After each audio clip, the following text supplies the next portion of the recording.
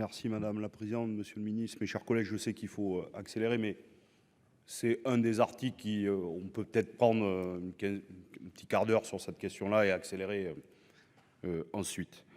Moi, je pense que nous devons avoir un débat sérieux sur la gestion de l'eau. L'été dernier, 100 villages en France n'ont pas eu accès à l'eau potable pendant plusieurs jours. Puis les méga-feux. Puis après, des inondations. Alors vous allez me dire, c'est déjà arrivé.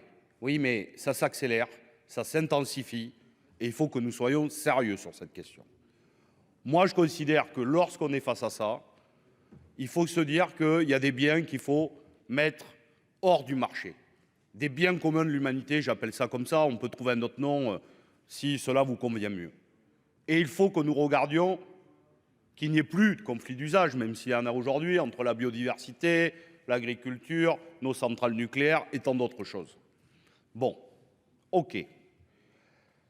Moi, je ne confonds pas les méga-bassines de retenue ou celles qui pompent dans les nappes phréatiques.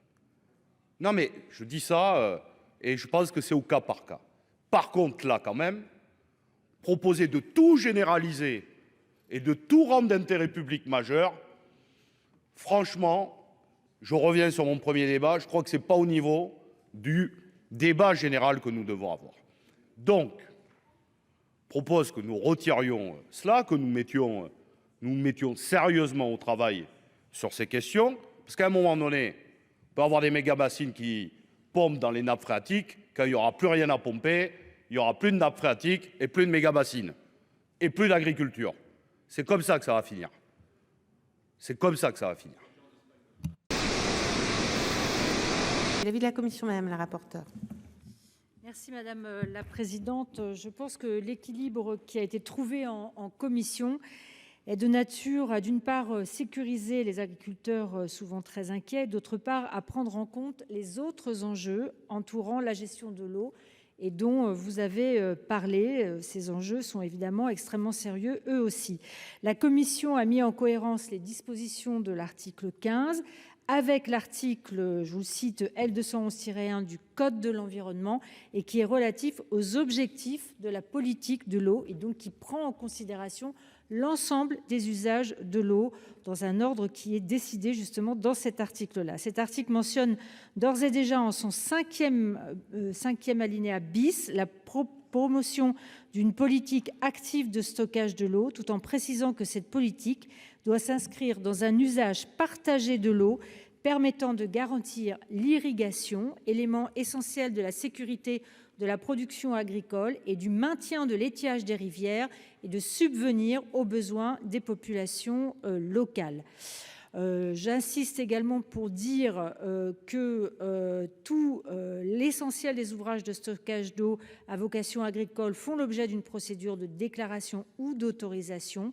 Donc je pense que nous avons pris ici toutes les réserves qui permettent de répondre aux objections que vous venez de faire. Merci. L'avis du gouvernement, monsieur le ministre. Oui, madame la présidente, mesdames et messieurs les sénateurs, madame la rapporteure. C'est un avis favorable sur ces amendements de suppression.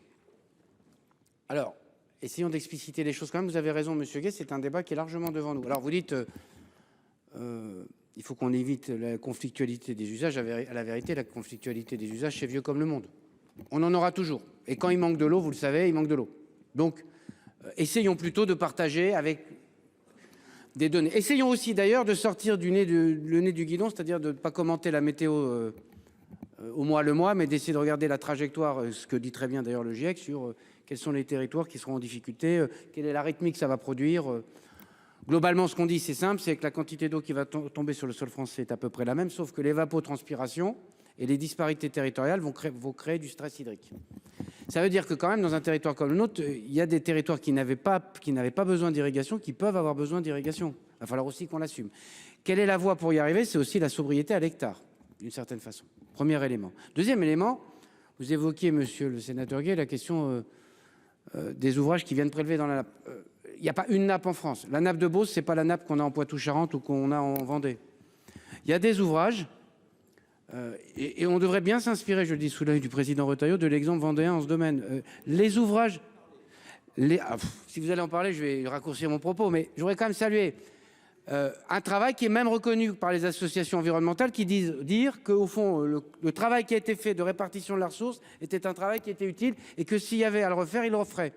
Comme quoi, parfois, quand on réfléchit les usages, c'est intéressant. Alors, monsieur Salmon, vous dites, moi, je vous parlais d'or. Parce qu'en fait, le projet que vous avez décrit, c'est-à-dire réduction de la consommation, évolution des pratiques, je vais vous en donner un exemple. Il est sous vos yeux. Il s'appelle Sainte-Soline. Réduction de la consommation, 30%, plantation de haies, évolution des assolements, réduction des phytosanitaires. C'est ce qui a marqué dans le protocole, monsieur Salmon. Ah oui, parce que les agriculteurs ne respectent pas leur parole. Moi, je vais vous dire, les agriculteurs, eux, ils respectent leur parole et ils respectent la loi. Et j'aimerais que tout le monde le fasse, y compris à Sainte-Soline. Parce qu'ils ne sont jamais pris en défaut, très majoritairement, pour ne pas dire quasi unanimement, de respecter les protocoles. Pourquoi? Parce que si jamais ils ne respectent pas le protocole, ils n'auront pas accès au pompage. Parce que c'est ça la règle. Parce que on n'ouvre pas le robinet comme on veut en France.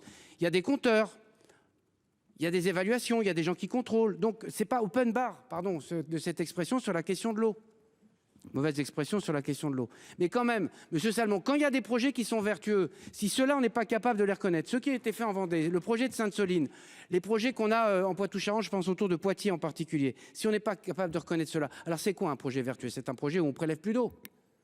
Et il faut qu'on se mette d'accord. Donc on a besoin à la fois d'assumer la transition nécessaire pour l'agriculture, on a besoin à la fois d'assumer qu'on a besoin d'ouvrages, qu'ici, j'entendais le mot méga-bassine, alors je ne sais pas comment je vais qualifier ce qui a été fait dans le sud-est.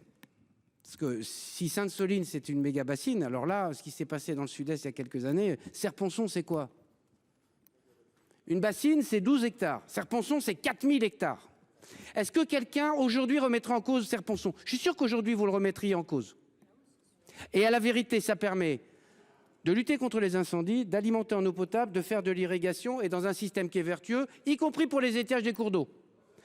Y compris pour les étiages des cours d'eau. Et c'est un multi-usage. Et moi, je suis assez d'accord avec l'idée que ce n'est pas idiot de penser multi-usage, quand c'est possible, quand on peut faire des ouvrages de multi-usage. Mais le multi-usage, c'est aussi l'usage agricole. Et donc, à la fois, je soutiens les amendements de suppression parce qu'on ne peut pas faire une généralité de l'ouvrage pour l'ouvrage, mais en même temps, l'idée qu'on n'aurait pas besoin d'ouvrage, qu'à chaque fois qu'on essaie de faire un ouvrage, on y trouve tous les motifs pour qu'à la fin, on ne les fasse pas, ça ne peut pas marcher comme ça. Donc, on a besoin de territorialiser les choses. Ça veut dire que c'est différent d'un endroit à un autre et qu'ici c'est des ouvrages et ici c'est pas des ouvrages, de faire évoluer les pratiques.